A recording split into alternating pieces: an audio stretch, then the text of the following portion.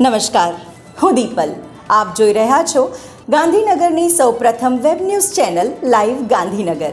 તો આવો નિહાળીએ આજનું જીવતું ધબકતું ગાંધીનગર લાઈવ ગાંધીનગરની નજરે.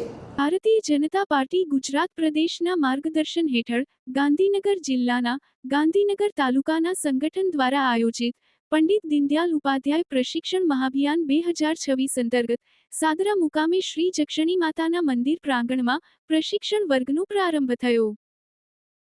શ્રી ગાયત્રી વિદ્યામંદિર લિહોડા પે સેન્ટર શાળા અને પનાના મુવાડા પ્રાથમિક શાળાના સંયુક્ત ઉપક્રમે આજે શાળા પ્રવેશોત્સવ કાર્યક્રમનું આયોજન શ્રી ગાયત્રી વિદ્યામંદિર ખાતે કરવામાં આવ્યું હતું, જેમાં મુખ્ય મહેમાન તરીકે જિલ્લા બાળ સુરક્ષા અધિકારી શ્રી સંજયભાઈ પટેલ, CRC મહેશભાઈ મકવાણા, કેળવણી મંડળના પ્રમુખ તેમજ કારોબારી સભ્યો ઉપરાંત લિહોડા તાલુકા પંચાયત સીટના ડેલિગેટ જીતેન્દ્રસિંહ ઝાલા, લિહોડા ગામના સરપંચ શ્રી અંબાલાલ પટેલ, પાનાના મુવાડા ગામના સરપંચ શ્રી સંજયસિંહ ઝાલા, ત્રણેય શાળાના સ્ટાફ, વાલીઓ અને ગ્રામજનો મોટી સંખ્યામાં ઉપસ્થિત રહ્યા હતા.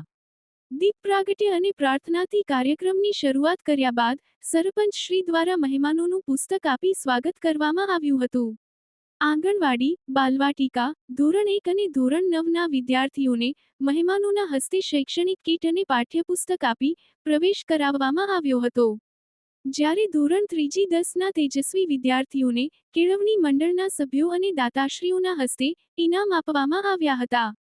જિલ્લા બાળ સુરક્ષા અધિકારી શ્રી સંજયભાઈ પટેલે વ્યસન મુક્તિ માટે પ્રતિજ્ઞા લેવડાવી હતી. ત્યારબાદ લિહોડા પે સેન્ટર શાળાના આચાર્ય શ્રી નિલયભાઈ પટેલ દ્વારા આભાર વિધિ કરવામાં આવી હતી. સમગ્ર કાર્યક્રમનું સંચાલન ધોરણ 10ની વિદ્યાર્થીનીઓએ કર્યું હતું. શાળાના પટાંગણમાં મહેમાનોના હસ્તે વૃક્ષારોપણ બાદ કાર્યક્રમ પૂર્ણ જાહેર કરવામાં આવ્યો હતો.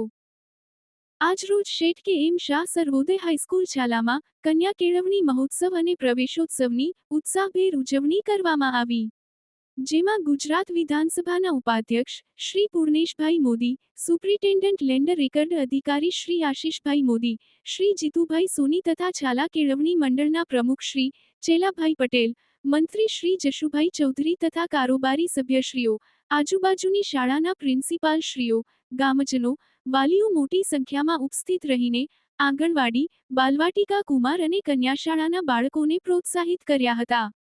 તેમજ નવા પ્રવેશ મેળવનાર વિદ્યાર્થીઓનું શ્રી પૂર્ણેશભાઈ મોદીના વરદ હસ્તે સન્માન કરવામાં આવેલ હતું. તેમજ ગામના સેવા સહકારી મંડળીના chairman Shri Jitubhai Chaudhary, bank of બરોડાના મેનેજર શ્રી દુર્ગેશભાઈ, શ્રી વિક્રમભાઈ પટેલ સર્વ દાતાશ્રીઓ પણ ઉપસ્થિત રહી બાળકોને પ્રોત્સાહન આપ્યું હતું. સાથે સાથે વિવિધ પરીક્ષાઓમાં ઉત્તીર્ણ થયેલા બાળકોનું પણ શિલ્ડ દ્વારા સન્માન કરવામાં આવેલ હતું.